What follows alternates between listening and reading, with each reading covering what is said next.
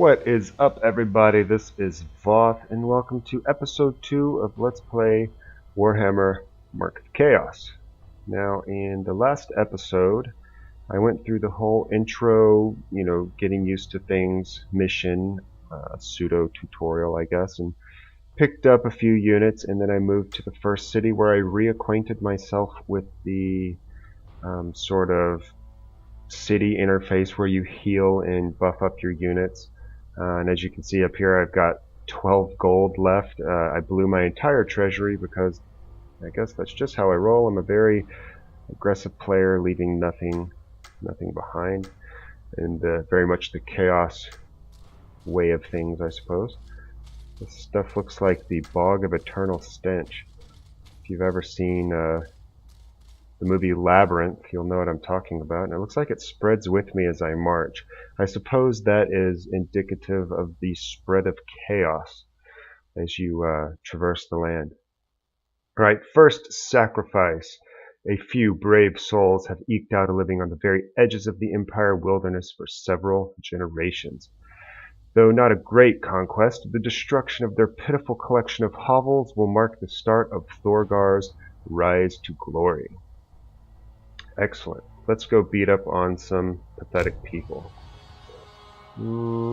This is where you choose what you get to take into battle, and I get to choose 4 units. Now, I assume you always get to choose 4 units, and it's not just because only 4 units survive. Is there like an all army button? No. Gotta do all these guys individually. Alright. And obviously my hero. Excellent. Alright. Let's do this. Alright, here we're back on the battlefield. You see those little flags are indicative of the deployment zone. On the tabletop version of Warhammer, those would actually be dice usually. So the deployment zone is a staple of both Warhammer and Total War.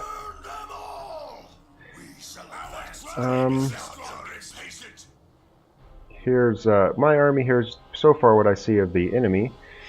Once again, the Jester swordsmen, and then over here we have handgunners. They're very much, early medieval musket wielding units, or I guess late medieval technically. All right, now I have my 2 heroes here, whom I can attach. This guy, if you remember, has that awesome ability to steal souls and heal units, so I'm going to put him in my Warriors Undivided because they are a very expensive unit to replenish. And that guy's face on the back of his head messes with me. And here are my Warriors Undivided. They have, some of them are visibly touched by the Chaos Taint as they have sprouted horns and have a lovely purplish hue to their skin. And then this guy, I am just going to attach to these Marauders over here, the more typical Viking Berserker looking type units. Since he has the ability to do the blood offering, I figure if I'm going to kill anyone off, it should be my more mass fodder type units. So let's get started. Going to start moving forward. I'm trying to figure out what my range is. Okay, there's my range. You see it out there. So I need to move these 2 units a little bit closer, because I want to try to do their superpowers. I'm going to start with his Axe of Doom. I'm going to follow it up immediately with his thing that he does. What's it called? Wind of Death. And now I'm going to just charge directly into these guys and try to crush them pretty quickly. These guys are going to support the fight with the swordmen and try to get them down as quickly as possible. It does appear as though this guy does fight in melee range, so that is good. I was worried that he might not do anything. Now they're broken, so I'm going to steal life from these units over here and charge them. and let my axe throwers finish off. Well, they're already finished off, never mind. That went pretty quickly. Marching up. Okay, let's go up to here. Now I gotta figure out what else is here. Alright, we have some more chaos units, although I can attack them. I guess they have different banners. I think that's the sign of Khorne, which is one of the gods. It's spelled like Khorne, I think. Not corn like the vegetable, or I guess it's a grain technically.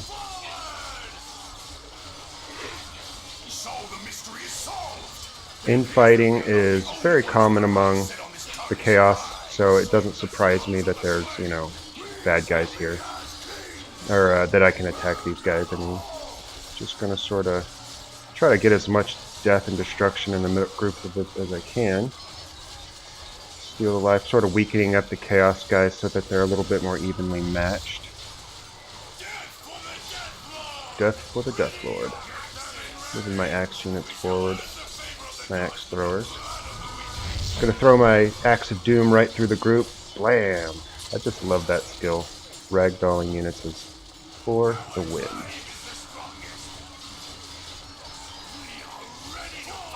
I'm gonna try to deploy these units so that they can throw at the enemy and sort of support them. So, they're not really supporting, they're trying to keep them both equally weak.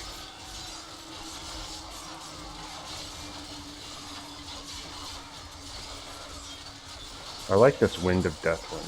That one hits a lot of bad guys. Whoosh. Oh, he leveled up. Sweet. Can you guys not attack them? Oh, not the building. You guys. I suppose it's kind of cheap to just sit idly by and watch them slaughter each other. But I'm Chaos, and I don't give a crap about being cheap. Although technically I suppose Chaos would want to just charge in and destroy everything.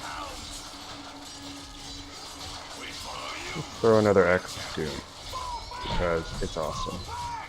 Bam! Ooh, he leveled up too, I think. Yeah, he's level 4 now. I'll have to look at his skill in a moment.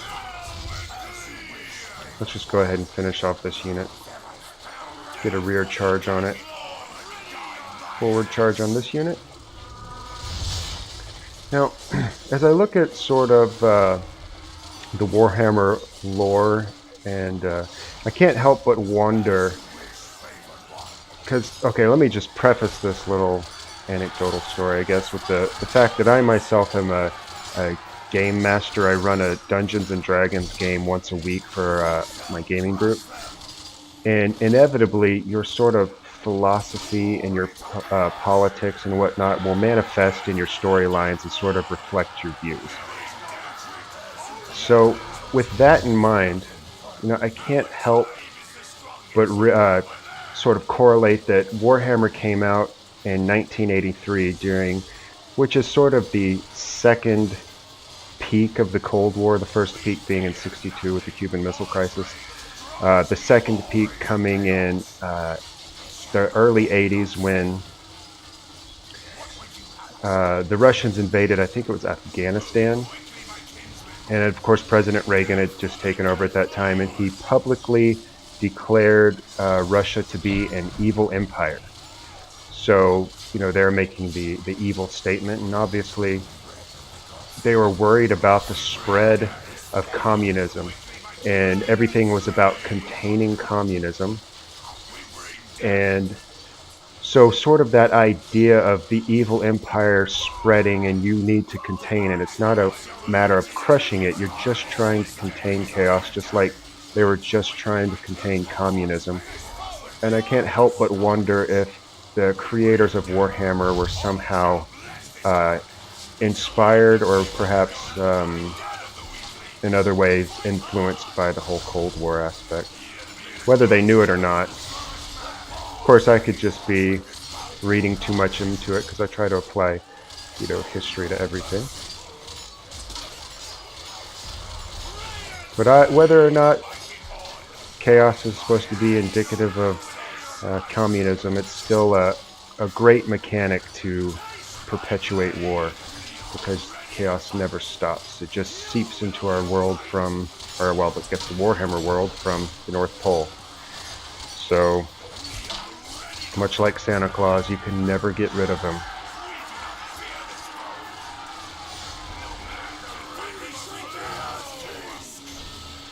Of course, I suppose they would be closer to Krampus than they would be to Santa Claus.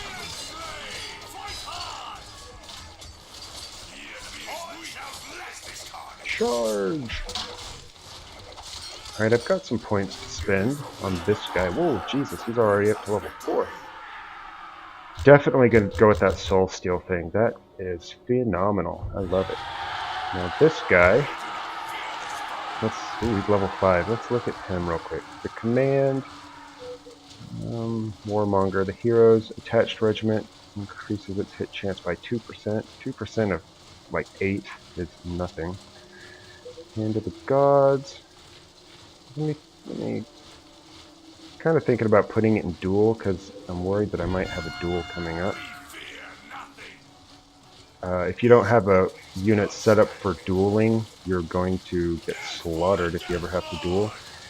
So let's see, Hand of the Gods increases the hero's damage by 1 with a 50% chance to hit, and Deadly Strike gives 5% chance to deal 1 extra damage with melee attacks per level. I like that. Let's max that out. Well, okay, let's put 1 in this other thing. And let's see how that unfolds in case we get into a duel. I remember it's been like 8 years since I played this game, but I just have that spider sense tingling saying there is a duel ahead. Look at all that slaughter. It seems the blood slowly dissipates. But I always enjoy seeing the bodies piled up. It's very immersive for reminding you that you just fought a bloody battle. Alright, we got some more units up here. Oh, looks like they're weenies. Let's go ahead and take this unit in this way. My warriors undivided are going to come in this way. And they're each going to be supported by an axe thrower. Alright, we got some more chaos up in here. Chaos up in here. Get on around there. Let's pick up the pace, buddies. Alright, we're going to throw the Axe of Doom into this unit and then rear charge these gunners. Try to spread out the damage as much as possible. Going to get this unit on the Chaos unit since it is stronger. These guys are going to come on around here, along with these axe hurlers. The hand gunners are going down pretty quickly because, like all skirmishers, or whatever you want to call their unit type, they suck once they get into melee combat. Alright, these poor guys are getting pincered between 2 units of chaos. They are altogether screwed. Gonna focus on the chaos units here.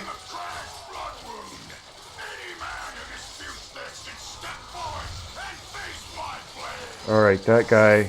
Oh, crap. Okay, that's my hero. And I do have a duel, so let's go ahead and do this thing. Now here we go. You watch everyone kind of spread out for this honor duel. Honor duel between chaos guys. Now, admittedly, it's not super in-depth. You just kind of spam your skills as the cooldown comes up. Alright. Let's steal some lives here. Keep my units healthy. Let's come back. Whoa, geez, I'm slaughtering this guy. That was easy. Alright, let's go slaughter him. You pick up the treasure. You pick up the treasure.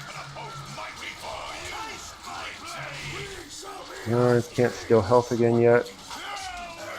You can see they've taken a few casualties, and I would like to be able to steal health before this battle is over, so I have to pay less to heal them up. Nice, looks like they leveled again. Jeez, this guy's level incredibly fast. Oh, quick. Other loot. It seems like, I guess clicking on the flag does work. I just keep missing it. Alright, I am victorious. A little after battle calculation. Crag, blood wound is defeated. He lost a bunch of crap. Numbers, cool. Let's go back to the map. Alright, we're back, and I actually forgot to hit record while this guy was talking because I went AFK. So I'm just going to read it to you. The Herald returns. As the small Empire village burns to ashes, the body of Crag Bloodwound amongst the ruins, Thorgar plans his next move. And here we have Thorgar, and here we have the Herald, whose name is Pseudo-Baal. Pseudo-Baal. Huh. That's a interesting phonetic spelling of pseudo. The word pseudo meaning like, but not actually. It's kind of like just another version of quasi. And Baal, which is an ancient Babylonian god. So obviously, because it's the chaos, they're associating Baal with evil. And a quick aside on how Baal came evil. We've all heard of the demon Beelzebub. Beelzebub is, in contemporary Christian mythology, often associated with the devil, or sometimes it's like an alternate name for the devil, like Lucifer and Satan and all that crap. But Baal wasn't always necessarily an evil guy. He started out as a Babylonian god, and back before the ancient Jews were slaves of the Egyptians, they were actually enslaved by the Babylonians. And the Babylonians' top god was Baal. He was basically a sun god. And Babylonians also closely associated pigs with like godliness because, back then it was just about survival, and pigs are like the mammalian version of cockroaches. They can eat anything and survive anywhere. And so in a time when it's hard to survive, people wanted to be like the things that survive easily. And so pigs kind of got like this deification of them somehow. And they were often sacrificed to Baal. Well, when the Jews are monotheistic, and that means they believe in one God, so all other gods were instantly devils and demons and things like that. And when they would sacrifice pigs to Baal, see, pigs don't sweat, so they wallow in mud, and so they're associated with filth, and they collect flies. And when they would pile pig carcasses on their altars, the flies would swarm over them.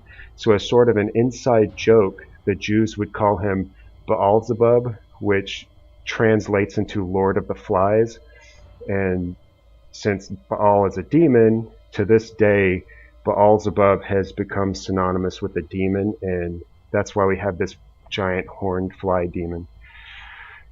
Anyways, that was a bit of a tangent.